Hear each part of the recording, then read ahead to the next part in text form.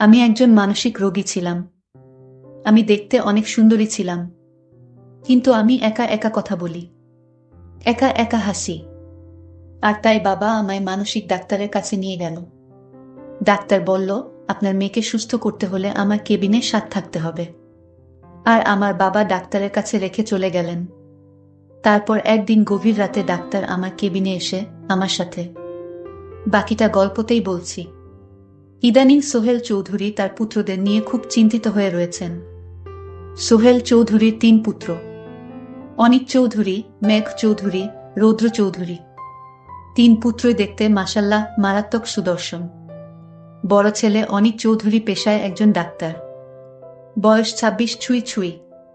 শুধুমাত্র পড়াশোনা নিয়ে ব্যস্ত থাকায় ছাত্রজীবনে প্রেম করার সময় পায়নি। মেডিকেলের অনেক সুন্দরী তরুণীরা তার পিছু পিছু ঘুরেছে। এমনকি এখনও তার বাড়িতে মেয়ের বাবারা তার সাথে বিয়ে দেওয়ার জন্য বাড়িতে বিয়ের প্রস্তাব নিয়ে আসেন। অতিরিক্ত বিয়ের প্রস্তাব সামলাতে সামলাতে সোহেল চৌধুরী হিমশিম খান। রোজ রোজ বিভিন্ন মেয়ের বাড়ি থেকে টেলিফোন আসে, কিন্তু অনিকের মতামত ছাড়া তো আর বিয়ের দিকে এগোনো যায় না। বহু নারী অনিকের মন জয় করার জন্য পাল্লা দিয়ে উঠেছে। কেউ কেউ অনিকের রূপের পাগল, আর কেউ কেউ তার উজ্জ্বল ক্যারিয়ারের। তাদের একটাই লক্ষ্য, অনিকের সাথে প্রেম করা এবং বিয়ে করা। অনিক রুগী দেখার জন্য চেম্বারে এসে বসল। মধ্যবয়স্ক এক ভদ্রলোক একটা অল্প বয়সী মেয়েকে নিয়ে চেম্বারের ভিতরে এসে বসলেন। উনার শুকনো মুখ দেখেই বোঝা যাচ্ছে উনি উনার মেয়েকে নিয়ে খুবই চিন্তিত। সবগুলো রিপোর্ট দেখে অনিক বলে উঠল, সবকিছু তো নরমালি আছে। মেয়েটা অনিকের দিকে তাকিয়ে খিলখিল করে হাসতে হাসতে বলল, আমার কোনো সমস্যা নেই তো।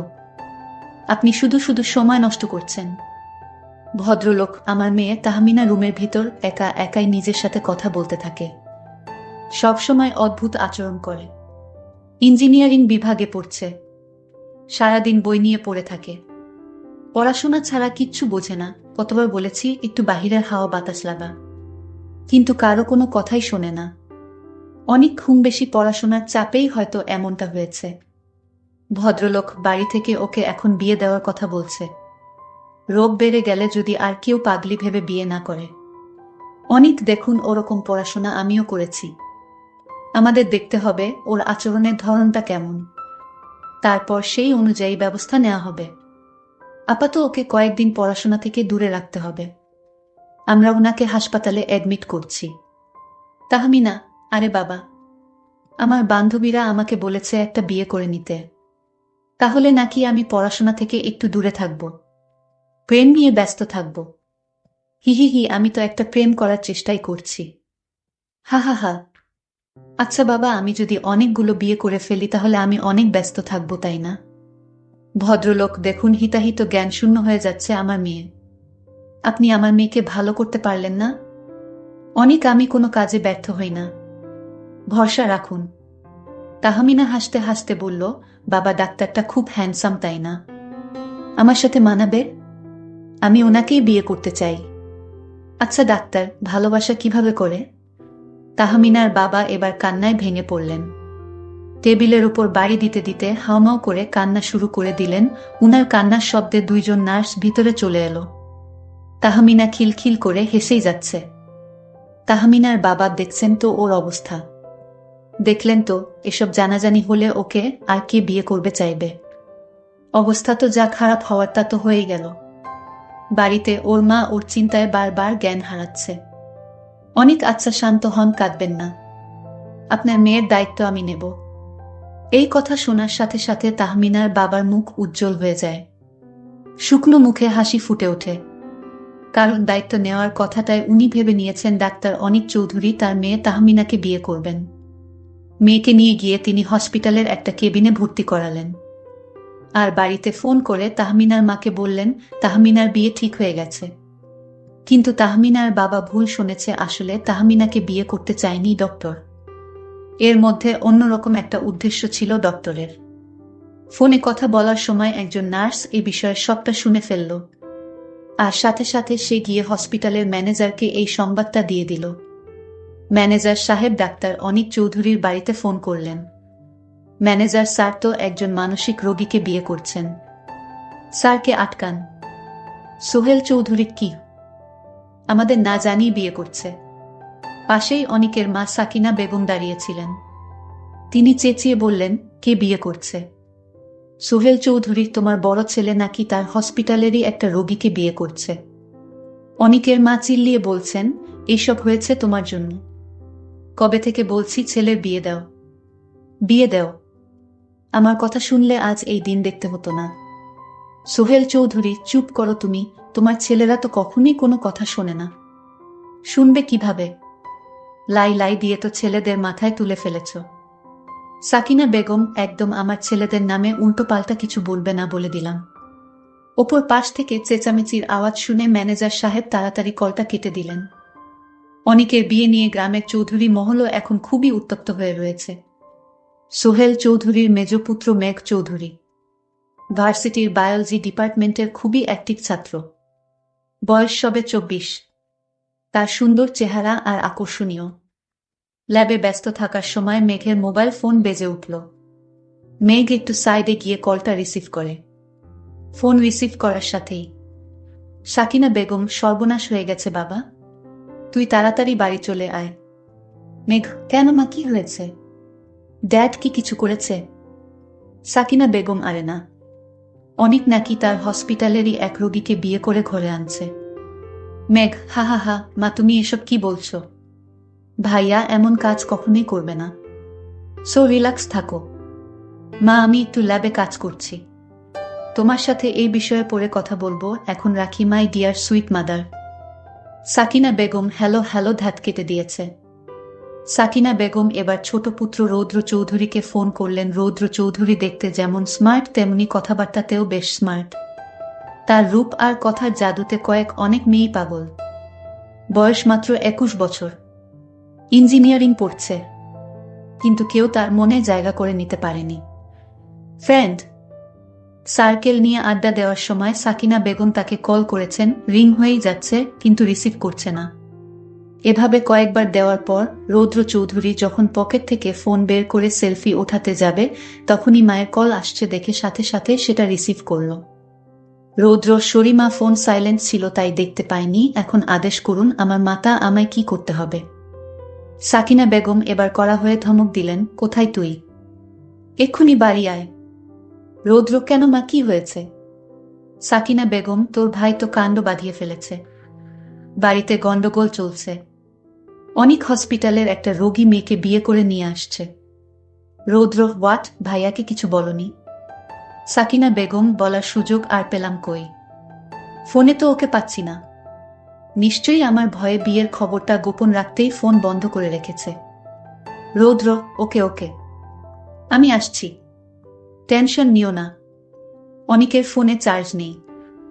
বাহিরের কিছু কাজ সেরে দুপুরের খাবার খেয়ে আবার চেম্বারে এসে বসল আর ফোনটা চার্জে লাগিয়ে দিল। নার্সটা চেম্বারের দরজার সামনে দাঁড়িয়ে বলল, স্যার আসব? অনিক, হ্যাঁ এসো। নার্স, স্যার আপনি কি সত্যি সত্যি বিয়ে করছেন? নার্সের কথা শুনে অনিকের চোখ কপালে উঠে যায়। অনিক, আমি বিয়ে করছি মানে? কি বলছো এসব? নার্স, স্যার তখন যে রোগীটা এডমিট হলো, যাকে আপনি দায়িত্ব নেয়ার কথা বললেন। অনিক, হো, আমি কি বিয়ে করার কথা বলেছি নাকি? আমি তো ওকে সুস্থ করার দায়িত্ব নিতে চেয়েছি।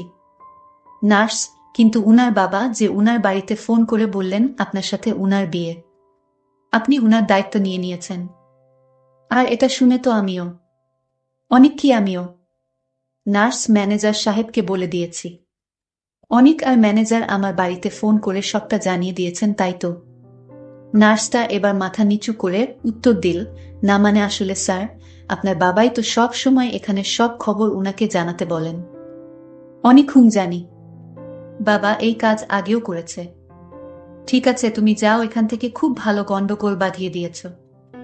নার্সটা তড়িঘড়ি করে চেম্বার থেকে বের হয়ে গেল আর অনিক কপালের উপর 2 হাত দিয়ে বসে রইল, কারণ বাড়িতে এখন এটা নিয়ে তিল থেকে তাল হয়ে যাচ্ছে। সময় রাত 7টা। অনিক চেম্বারে বসে আছে, বাড়িতে যাওয়ার সাহস পাচ্ছে না। হঠাৎ মনে হলো তাহমিনাকে একবার দেখে আসা উচিত। নিজের চিন্তায় ওর ব্যাপারটা মাথা থেকেই বেরিয়ে গেছে। তাহমিনার কেবিনে গিয়ে দেখল সে বেডে বসে আছে আর তার সামনে বসা কাকে যেন সে বলছে। অনিক ডাক্তার তাহমিনার কেবিনে গেল। তাহমিনা অনিককে দেখতে পেয়ে বলল, আপনি এখানে কেন? আপনি কে? আরে আমি তোমার ডক্টর, তোমাকে দেখতে এসেছি। তাহমিনা তখন বলতে লাগলো, ছাড়ুন আমাকে, আপনি কি করছেন এসব? আমি একজন মানসিক রোগী, তাই বলে আমার সাথে আপনি এসব আচরণ করতে পারেন না। আরে আজব তো, আমি তো আপনার কাছ থেকে এখনো এক হাত দূরে, তাহলে আপনি কাকে বলছেন ছাড়ুন? কে আপনাকে ধরে রেখেছে? আমি বুঝতে পারলাম সে একজন মানসিক রোগী, তাই ভয় পেয়ে এসব বলছে। তার কথা শুনে আমি স্তব্ধ হয়ে গেলাম। ধীরে ধীরে তার বেড়ে বসলাম আর বললাম, দেখুন তাহমিনা, আমি আপনার কেবিনে এসেছি আপনাকে সুস্থ করতে, আর আপনি আমাকে কি অয়থা বকছেন? বের হন আমার বেড থেকে, আপনার মতলব ভালো না। ডাক্তার তখন আশ্চর্য হয়ে বললেন, তোমার মানসিক রোগ ভালো করতে হলে তাহলে অবশ্যই তোমার আমার কথা শুনতে হবে। তাহমিনা আরো বলল, আপনার এত লোভ কেন আমার প্রতি? আপনি আমাকে বিয়ে করতে চান? এর মধ্যেই তাহমিনার বাবা তখনই কেবিনের ভিতরে ঢুকতে গিয়ে অনিককে এখানে দেখে বলে উঠলেন, ওই তো আমাদের জামাই বাবা। যাও বাবা, ভিতরে যাও। তাহমিনার খালাতো বোন এসেছে। পরের দিন রাতে যখন তাহমিনাকে ইনজেকশন দিতে হবে, তাই তাহমিনার কেবিনে গেল অনিক। যখন তাকে ইনজেকশন দিতে গেল ঠিক তখনই সে বলল, আপনি আমার সাথে এমনটা করবে না, ডাক্তার বাবু, আমাকে দয়া করুন। আরে ইনজেকশন না নিলে তুমি সুস্থ হবে না, আর তাই তোমাকে ইনজেকশন নিতে হবে, তাহলেই তুমি তাড়াতাড়ি সুস্থ হয়ে উঠবে। ছাড়ুন আমায়, আমাকে অন্য কিছু করুন, তাও ইনজেকশন দিয়েন না। অনিক তখন বলল, আচ্ছা আপনি কাউকে পছন্দ করেন? না, আমি কাউকে পছন্দ করি না। অনিক বলল, আমাকে আপনার পছন্দ হয়? তাহমিনা তখন খিলখিল করে হেসে বলল, আমার আপনাকে পছন্দ হয়। ঠিক আছে, তাহলে আমি এখন যা বলবো তাই করবেন। অনিক বলল, এখন আপনি ইনজেকশনটা নিয়ে নিন, না হলে যে আপনাকে সুস্থ করা যাবে না। আপনি ইনজেকশনটা নেওয়ার পর আপনাকে একটা জিনিস খাওয়াবো যেটা আপনি কোনোদিন স্বপ্নেও দেখেননি। এই একটা কথা বলে এর মধ্যেই তাহমিনার খালাতো বোন এসেছে তার কেবিনে এসে বলছে, দুলাভাই। এটা শুনে অনিক জিহ্বা হতে ছোট করে একটা কামড় দিল। তাহমিনাকে দেখতে এসে অনিক একরকম লজ্জাজনক অবস্থাতেই পড়ে যায়। অনিক কি করবে বুঝতে পারছে না। তাহমিনার বাবা বিয়ের ব্যাপারটা বাড়িতে সবাইকে জানিয়ে দিয়েছেন। বিয়ের প্রস্তুতিও নাকি নেওয়া শুরু হয়ে গেছে। উনি মেয়েকে তাড়াতাড়ি বিয়ে দিয়ে শ্বশুরবাড়ি পাঠাতে পারলেই হাফ ছেড়ে বাঁচেন। মেয়ে যে দিন দিন পাগল হয়ে যাচ্ছে, কথায় কথায় বিয়ে বিয়ে করে, শেষে চরিত্রের দোষ ভেবে যদি আর কেউ বিয়ে না করে। তাহমিনার বাবা অনিকের হাত ধরে বলছেন, তুমি আমাকে অনেক বড় বিপদের হাত থেকে বাঁচালে বাবা। বিয়েটা যত তাড়াতাড়ি সেরে নেবে ততই ভালো। আমি এখন আসি, বাড়িতে সব আয়োজন ঠিকঠাক হচ্ছে কিনা দেখতে হবে। অনেক কিছু না বলে মুখে জোর করে একটু হাসি এনে মুচকি হাসার চেষ্টা করল। তাহমিনার বাবা শেলিকে নিয়ে হসপিটাল থেকে চলে গেলেন। অনিক এবার তাহমিনার দিকে তাকানোর সাথেই দেখতে পেল তাহমিনা আগে থেকেই অনিকের দিকে এক দৃষ্টিতে তাকিয়ে আছে। অনিক, কি হলো? আপনি আমার দিকে এভাবে তাকিয়ে আছেন কেন? তাহমিনা, আপনি অনেক ভালো। আমার বাবার একমাত্র চিন্তা ছিলাম আমি। অনিক তো। তাহমিনা, আমার বিয়ের খবর শুনে বাড়িতে সবাই অনেক খুশি। কি যে চিন্তায় ছিল আমাকে নিয়ে। আচ্ছা, আমি বিয়েতে কোনো শাড়ি পরব বলুন তো? লাল শাড়ি না নীল শাড়ি? অনিক এবার হাসতে হাসতে বলল, কে বলল আপনি পাগল? আমি তো দেখছি আপনি একদম শেয়ানা পাগল। এরই মধ্যে সব ঠিক করে ফেললেন। তাহমিনা, শুধু প্রেমটা কিভাবে করতে হয় সেটাই জানি না। অনিক বলল, ভালোবাসা কারে কয় দেখাবো? তাহমিনা, দেখান তো। তখন অনিক বলল, আমি তোমারে নিজ হাতে ভাতও খাওয়াইয়া দেই। তাহমিনা বলল, খাওয়ান স্যার। অনিক তখন তাহমিনাকে ভাত খাওয়াই দিল। অনিক তখন তাহমিনাকে বলল, আমি যে তোমায় ভাত খাওয়ালাম, এখন তুমি কি আমায় ভাত খাইয়ে দিবে না? স্যার, আমিও আপনাকে ভাত খাইয়ে দেই স্যার। অনিক বলল, দেন। অনিক হা করল। তাহমিনা নিজের হাতে তাকে ভাত খেয়ে দিল। অনিক তখন বলল, এটাই ভালোবাসা, বুঝলে? অনিক আবারও হেসে ফেলল। এভাবেই দু চারটে কথা শুরু করতে করতে অনিক সারা রাত তাহমিনার সাথে গল্প করল আর তাহমিনাকে পছন্দ করে ফেলল। এমন একটা মেয়েকে বউ হিসেবে পেলে তো জীবন হবে সুন্দর। সকালবেলা নার্স কেবিনে ঢোকার সাথেই তার চোখ কপালে উঠে যায়। সে দেখল অনিক চৌধুরী তাহমিনাকে খাবার খাওয়াচ্ছে, তাও আবার নিজের হাতে। এটা দেখার সাথে সাথে নার্স এক দৌড়ে চলে গেল রিসিপশনের ওখানে ম্যানেজারের কাছে খবরটা দিতে। সোহেল চৌধুরী তার হাতে থাকা নিউজ পেপারটা সরিয়ে বলেন, কোথায় ছিলি সারা রাত? অনেক নাইট ডিউটি ছিল ড্যাড। সাকিনা বেগম চেঁচিয়ে বললেন, কি ডিউটি ছিল তা আমরা সকলেই জানি, মেয়েটি এখন কোথায়? অনেক ওকে বাড়ি নিয়ে গেছে। আর পরশু আমার বিয়ে। তোমরা সবাইকে খবর দিয়ে সব আয়োজন শুরু করে দাও। এই কথা শুনে সবার চোখগুলো তাদের কোটর থেকে বেরিয়ে আসার উপক্রম হয়। মেঘ আর রৌদ্র চৌধুরী একসাথে বলে উঠল, ভাইয়া তুই কি সত্যি সত্যি? কথা শেষ করার আগেই সাকিনা বেগম চিল্লিয়ে উঠলেন, একটা পাগল মেয়েকে আমি কিছুতেই আমার ছেলের বউ করব না। তোর কি মাথা খারাপ হয়ে গেছে অনিক? অনিক মা ও পাগল নয়, ও একদম সুস্থ মানুষ। পড়াশোনার কারণেই ওর মাথাটা একটু বিগড়ে গেছে এই আর কি। আর তাছাড়া আমি তো আছি, আর আমি ওদের কথা দিয়ে ফেলেছি। এখন তোমরা যদি বিয়েতে মতো না দেও আমি বাড়ি ছেড়ে চলে যাব। সোহেল চৌধুরী এবার হুঙ্কার দিয়ে বলে উঠলেন, এই বাড়ি ছেড়ে কেউ কোথাও যেতে পারবে না। তোর বিয়ে ওর সাথেই হবে। এটা শুনে বাড়ির সকলেই একে অপরের দিকে তাকিয়ে মুখ চাওয়াচাওয়ি করছে। সোহেল চৌধুরীর একমাত্র দুর্বলতা, তিনি তার ছেলেদের এই বাড়ি থেকে অন্য কোথাও যেতে দেবেন না। বাড়ি ছেড়ে চলে যাওয়ার অজুহাত দেখাতে পারলেই তিনি ছেলেদের অনেক বিষয়ে চোখ বন্ধ করে মেনে নেন। সাকিনা বেগম রাগে ফুঁসতে ফুঁসতে উনার ঘরে চলে গেলেন। আত্মীয় স্বজনদের খবর দিয়ে বাড়িতে আনা হয়েছে। সন্ধ্যার মধ্যে অনেকেই চলে এসেছেন। হঠাৎ করে বিয়ের খবর শোনায় আনন্দে বাড়িতে দ্বিগুণ পরিমাণ হইচই হচ্ছে। বাড়ি সাজানো হচ্ছে। আগামীকাল সকালে গায়ে হলুদ হবে, আর দুপুরের মধ্যে বিয়ের সব কাজ কমপ্লিট করে বিকেলের মধ্যেই বউ নিয়ে নিয়ে বাড়ি ফিরবে। মেঘ অনিকের রুমে উকি দিয়ে দেখল অনিক হেসে হেসে ফোনে কথা বলছে। দরজা থেকে কাশি দিয়ে অনিক বলে উঠল, ভাবি কি খুব হাসায় ভাইয়া? অনিক চমকে উঠে পিছনে ফিরে বলল, ইয়ে মানে তুই এখানে কি করছিস? যা নিজের কাজ করো। তাহমিনা বিয়ের দৃশ্য দেখে একদম সুস্থ হয়ে যায়। মনে করছে আমার মতো একটা মেয়ে এত বড় ডাক্তার আমাকে বিয়ে করবে। এটা কি হয়? আসলে অনিক আমাকে সুস্থ করতে গিয়ে আমার সাথে বিয়ের অভিনয় করেছে। যদি আজ অনিক সাহেব আমাকে বিয়ের স্বপ্নটা না দেখাতো, তাহলে আমি হয়তো আর মানসিক রোগ থেকে বের হতে পারতাম না। একদিন রাতে আমি যখন হাসপাতালে ছিলাম তখনই জানতে পারি অনিক অন্য একজনকে ভালোবাসে, কিন্তু সে আমার সাথে এমন অভিনয় করেছিলেন আমি বুঝতেই পারিনি এটা অভিনয়।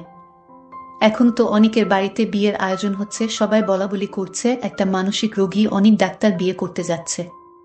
তাহমিনা ভাবতে লাগলো, আমি এখন সুস্থ হয়ে গেছি। আমি আমার জায়গায় অনিকের ভালোবাসার মানুষকে বসিয়ে দেই। যখন কাজী সাহেব কাবিন করতে যাবে ঠিক তখন যেখানে আমি থাকার কথা ঠিক সেইখানে অনিকের ভালোবাসার মানুষকে বসিয়ে দিলাম। তারপর আমি এখান থেকে চলে গেলাম আমার নিজের বাড়িতে। বাবাকে গিয়ে বললাম, বাবা অনিক সাহেব আমাকে বিয়ে করবে এটা ভাবা যায় না। কারণ সে একজন ডক্টর, তার আগে থেকেই একজনকে পছন্দ, আর আমি মাত্র এসএসসি পাস। বাবা অনিকের যত্ন পেয়ে আমি ভালো হয়ে গেছি বাবা। আমার এখন আর কোনো সমস্যা নেই বাবা।